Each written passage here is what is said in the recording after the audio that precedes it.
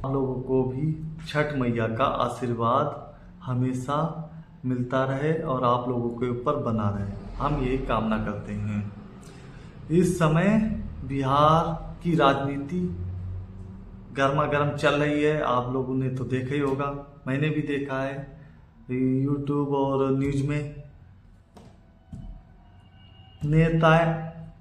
नेता जितने भी हैं इस समय फुल पावर में है और पूरी तरीके से बिहार में अपनी सरकार बनाने के लिए मेहनत कर रहे हैं। अच्छी बात है, गुड, वेरी गुड, बहुत अच्छे।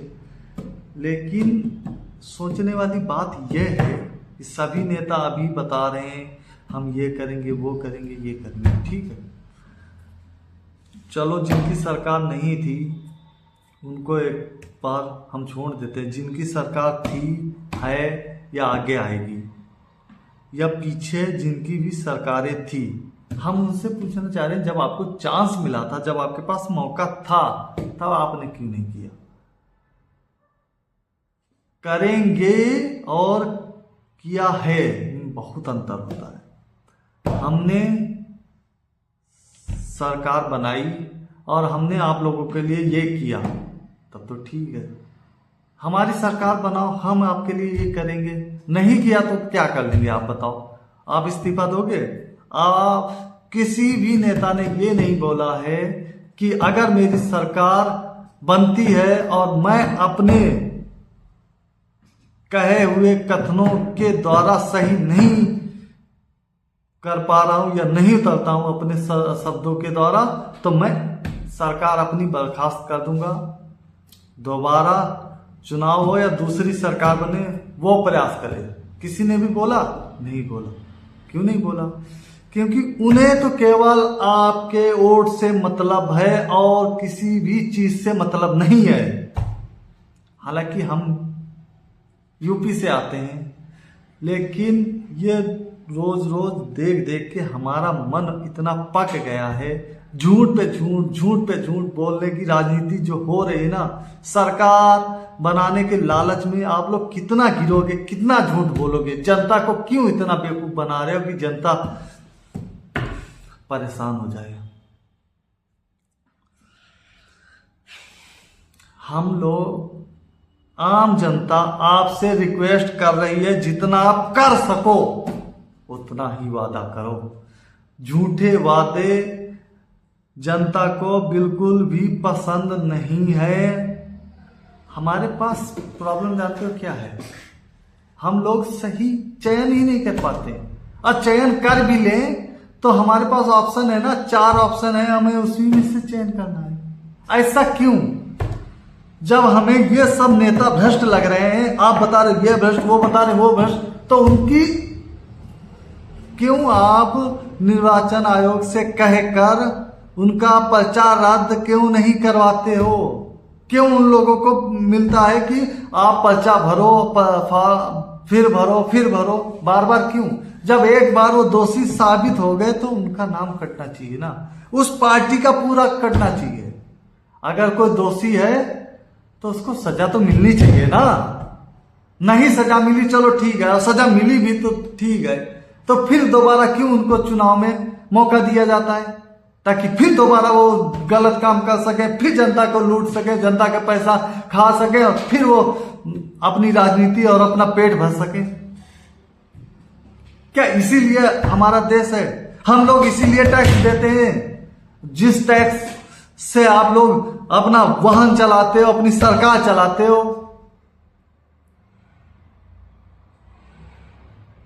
घुमा फिरा के तो आपने बता दिया कि ये इतना पैसा इसमें खर्च हो गया, इसमें खर्च हो गया। उसका क्या सबूत है कि ये पैसा एक्चुअल में इतना खर्च हुआ है? सरकार बनाने के लिए क्यों व्याकुल हो रहे हो आप लोग? इसीलिए ना कि ज्यादा मोटा पैसा मिले, मोटा खा सके हम लोग। जनता के लिए काम करो, ना कि पैसे के लिए। कोई भी है नेता जो कसम खा के कह सकता है, अपने बच्चे की कसम खा के कह सकता है कि मैं फ्रॉडगिरी नहीं करूंगा, मैं जितना भी मैंने पैसा खाया वो भी वापस करूंगा? कहां से आता है इतना पैसा नेताओं के पास? क्या जॉब है उनकी? क्या करते हैं वो? मान लो नेतागिरी करना एक सेवा है, तो इन लोगों को तनख्वाह क्यों मिलती है? क्यों मिलती है तनख्वाह? क्यों इनको पेंशन मिलती है? करोड़ों की संपत्ति है, कोई भी बड़ा नेता देख लो, करोड़ों की संपत्ति है। यहां गरीब आदमी ना पूरा जीवन कमाता है ना, 1 करोड़ रुपए नहीं देख पाता है। 1 करोड़ रुपए उसके पास नहीं हो पाते पूरे जीवन की कमाई।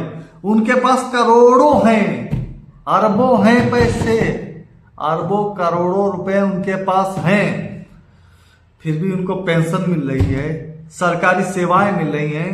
संसद में 5 रुपए में जो 500 वाली थाली है वो मिल रही है। ये इतनी सुविधाएं क्यों उनको मिल रही है? बता सकते हो कोई? नहीं बता सकते हो ना, क्योंकि आप लोगों ने आदत खराब कर दी है। उनको पैसे खिला खिला के फ्री का खिला खिला के। अगर वो सेवक हैं तो सेवा करने आए ना, जमीन में लूटने क्यों आते हैं आम जनता को? एक आम जनता ही मिलती है आप लोगों को बेवकूफ बनाने के लिए। जो नेता आए बस अपनी जेब भरनी चाहिए, बाकी किसी से कोई मतलब नहीं। रोड है कि नहीं है, नाली है कि नहीं है, घर में उसके खाना बन रहा है कि नहीं बन रहा है, कोई भी 5 साल में पूछते जाता है। अभी तो सब नेता घर घर जा रहे हैं, घर घर जा रहे हैं, घर पे बैठे रहे, दरवाजे बैठे रहे, खाना भी खा रहे हैं। हमारे पिछड़े भाई बहन का कितना सहयोग किया है आपने अपने स्तर से? जो आपके पास पैसा है उससे कितना आपने काम किया है, ये बताओगे?